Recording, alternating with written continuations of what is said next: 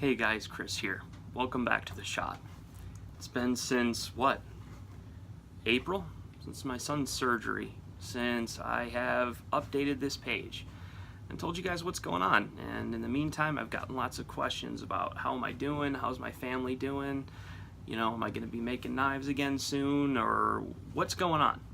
So I've made this video a bunch of times, and I've deleted it and re-recorded it and thrown that one away and re-recorded it over the course of, God, it seems like a month, but I really needed to dedicate myself to getting this done tonight and kind of address all those questions and kind of tell you guys what's going on.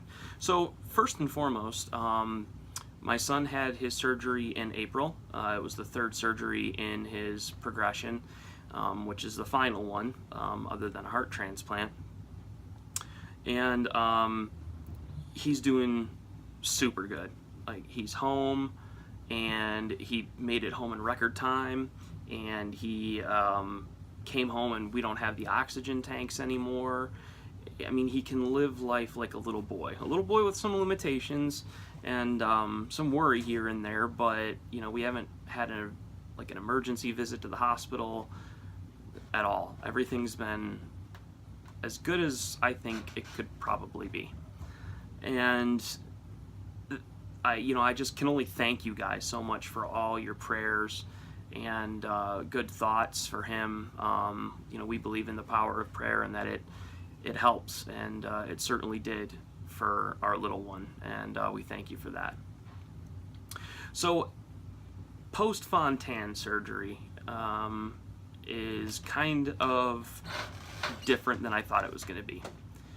I thought that finally I was going to be able to relax a little bit and feel like I was living a normal life, and nothing about living with a child with a congenital heart defect is normal, and I've realized that it never changes. It will always be that way. And the root of the issue here is, I'm someone that's been dealing with anxiety and depression for as long as I can remember. I've been, in treatment for it for all that time. And, this was, long before Abe and Abe was born, but it certainly added to that, as I'm sure you could imagine. But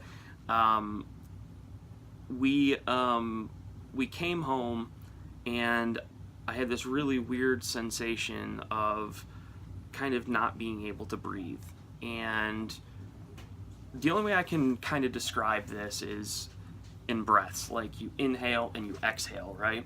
And in between surgeries, you inhale and you're waiting for the next surgery to happen. So then when they make it out of the surgery and they're alive, you can go and you can breathe it out, right?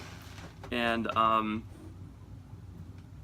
it's odd now that after this surgery that I am yet again, just because this is kind of the cycle and the way that it has gone, is I'm breathing in and I'm not releasing it.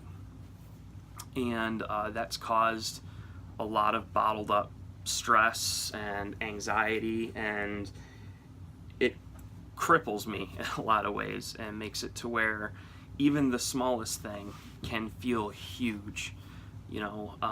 I've got a lot of projects to do, not just with the, not just here in the shop, but for my house. And my God, how long it takes me to do even the simplest thing is pretty remarkable. Ask my wife; she'll remark on it a lot. So I've kind of been dealing with that, and it's spilled over into here. This place was a place that I would come in order to relax and have some fun, and lately it's just felt like a huge task that my mind and my heart can't take right now. I'll start to do something and I'll try to do it, and then I will maybe make a small mistake that would be easy to fix or something, and then I will just find myself just going, nope, I'm done. Take my apron off, go upstairs. I've also brought in some, for the lack of a better term, apprentices, some guys that I work with, and they've been interested in making their own knives, and we've been working on those. And I think they're realizing this is not a. They thought it was going to be like a day or a couple day process. It's like, no, it's a little bit more intense than that. So I've been bringing them in to help them, and I found myself even kind of delaying getting those things done, and it just adds on top of itself. With everything that I act as like a mountain, I am actually constructing a mountain with all of the things that are lumped together, and I can't get them all done. This has led for me to be depressed and anxious in my home, in my work life, and just amplifies all the things that are just normally hard for someone like me. I'm 35 years old, and I'm still doing a job that's a young man's game, and my body hurts, and I come home every day and want to do nothing other than just lay on the floor and fall asleep. I've been told that I'm like a 60-year-old man a lot of the time, and it's true. I just want to take my nap. But I know that's not good for me. Being active and doing things, it's like a snowball effect. Once you start rolling, you can get going, and it's just an issue of me not wanting to go outside with a snowball. So that's kind of where I'm at right now. I'd ask for your continued prayers for my family and for me, but also I definitely want to bring up two people that I really think need your thoughts and your prayers as well. The first one, both of them are knife makers. One of them is Aaron Levere. His daughter has HLHS, his daughter Evelyn, and she just had another major surgery, and she's had a really tough time. She's starting to do a lot better today, or I think she was extubated the other day, but it's been a rough go this time around, and I know exactly how that feels. And he's 2 weeks into this, and it's going to be a long haul, and I think he knows that. But during those long hauls, absolutely needs your prayers and your support. The other is my friend and mentor, Mike Martinez.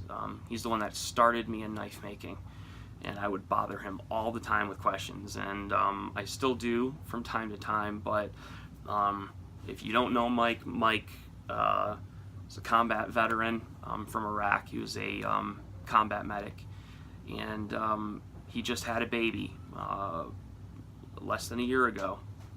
He's got a son, and his fiance, the baby's mother, passed away suddenly. I don't know how old she was. I want to say in her late 20s or early 30s, and just passed away suddenly.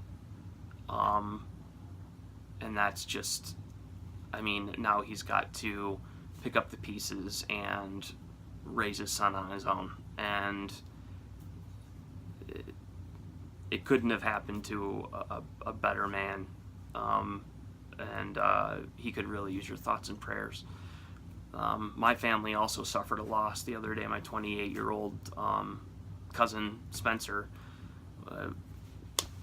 suddenly passed away, and I'll be going to the funeral for him this weekend. So there's lots of people that need your prayers more than me, but if you're praying for those other people, just take some time to remember me, and I would greatly appreciate that. So that's kind of what's going on for now. I'm still kicking around some things here and there, but it's just not nearly at the same intensity that it was. So, I hope this video finds you guys well. If you have any questions, be sure to send me a message through the page, and I'll get right back to you. So that's it. Thank you guys. I appreciate your time. I know this was a little bit long, but I wanted to get it done, like I said, and I can tend to ramble. So, all right, guys, have a great night, and I'll talk to you again soon. Thanks.